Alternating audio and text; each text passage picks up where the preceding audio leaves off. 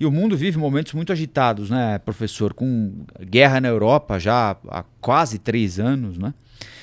Uma guerra em que os Estados Unidos são os principais fiadores do ponto de vista financeiro da resistência da Ucrânia à invasão russa. Isso muda a partir de agora? Ou seja, o, digamos, cheque em branco dado permanentemente pelo presidente Biden e pelo Congresso americano ao presidente Zelensky não vai mais ser em branco, vai ter um valor um pouco menor, ele vai ter mais problema para descontar esse cheque, porque o presidente Trump é mais próximo da Rússia, né, do que é o Biden, evidentemente. Como é que esse jogo vai se dar aí nessa região do mundo a partir de agora? Porque mexe de um jeito importante ali, né? Com certeza, com certeza.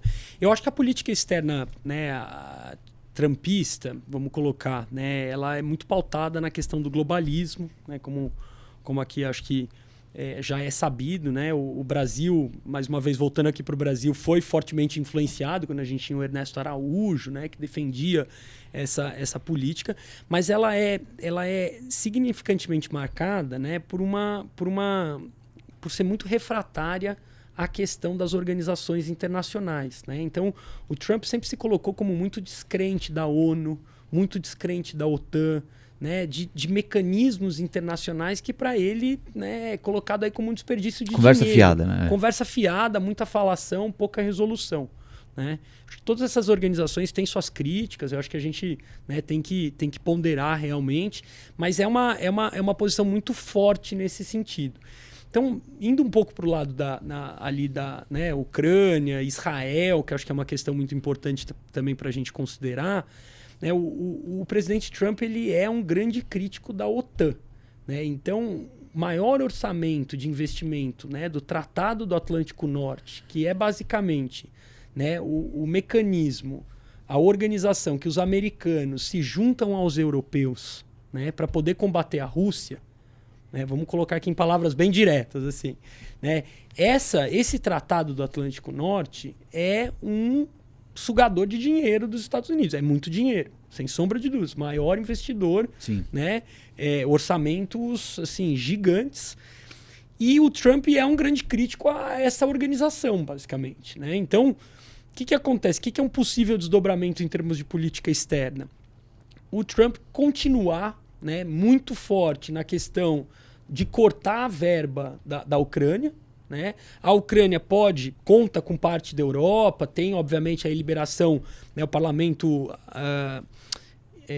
você tem ali grandes doadores, né, e grandes fiadores da máquina de guerra que existe, né, nesse momento. Então você tem Alemanha, você tem França, você tem atores ali muito fortes, né?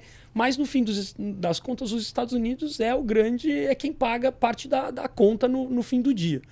Bom, e aí coloca o presidente Zelensky numa situação eu imagino a cara do presidente Zelensky quando ele descobre que o Trump é eleito. Assim, eu imagino que é um balde de água fria assim, dos mais monumentais, né? Porque ele é um grande crítico. Existe um alinhamento prévio com a Rússia, como você comentou, sem dúvida, mas existe uma bandeira de campanha política que fala que vai cortar custos. E onde grande parte, muitos, né, milhões, bilhões de dólares vão em apoio à Ucrânia.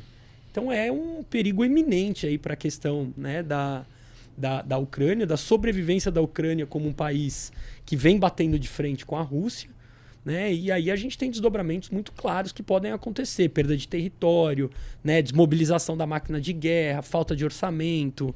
Porque sem os Estados Unidos, a Europa não tem como sustentar a defesa da Ucrânia nos moldes em que ela se dá hoje, ou teria?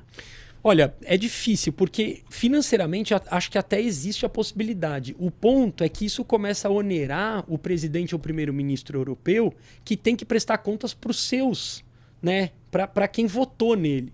Então, na hora que você começa a aprovar grandes pacotes, e obviamente a Europa, né, não está nos seus melhores momentos de vida. Então, assim, você tem questões de migração muito fortes, você tem questões de recessão no Reino Unido, né, de aumento do custo de vida, por exemplo. E aí você está aprovando pacotes de 50 bilhões, 100 bilhões, números absurdos, para uma guerra que é estratégica para a Europa, sem sombra de dúvida, né? Mas começa a ter um ônus né, com os próprios governos que estão nesse apoio constante há muito tempo também, Rafael. Já é uma guerra que perdura, né, Sim, há alguns anos. Nós vamos acho que no começo do ano que vem para 3 anos, né? Exatamente. De guerra. É muito tempo. Agora, para a Europa também seria muito ruim se a Rússia saísse com um palmo de terra da Ucrânia, né? Porque abre um precedente grave, né? E a gente está falando de bem mais do que um palmo de terra, né? Muito mais, porque se você for pensar, a Crimeia já foi levada. Nessa continha aí, você pensar, né, a Crimeia, que sempre houve uma discussão, acho que é, né, essa discussão da legitimidade, de se é um território russo antes da Segunda Guerra Mundial, etc. Bom, foi uma guerra de narrativas, mas que no fim das contas se desdobrou com a tomada de um território efetivo. Né? Então, assim, a Rússia já saiu no lucro nesse sentido e tem a possibilidade de sair mais ainda. Porque essa solução que o Trump prometia, aliás, é promessa de campanha, evidente, né? Ele dizia que acabaria com a guerra em 24 horas, né? Mas sem os Estados Unidos, essa solução de, olha, é o seguinte, entreguem os anéis para não ficar sem os dedos, ela começa a ganhar força, né? A Ucrânia vai ficando sozinha com a Europa, uma parte importante da Europa, mas é o seguinte, né? Chega uma hora que você vai ter os BRICS fazendo essa defesa, né? A Rússia envolvida, o Brasil já, né, deu todos os indícios de que apoia essa tese, a China, os Estados Unidos podem não admitir, mas tiram o pé. Em algum momento, para acabar com esse conflito, talvez as coisas se encaminhem nesse sentido, né? Para a Ucrânia ter de fazer um acordo com os russos e entregar uma parte do território. É curioso mesmo. Olá, aqui é o Rafael Colombo. Gostou do que acabou de assistir? Se inscreva no canal Cortes do Flow News para os melhores momentos. Quer acompanhar os nossos programas na íntegra? Então se inscreva no nosso canal oficial, Flow News.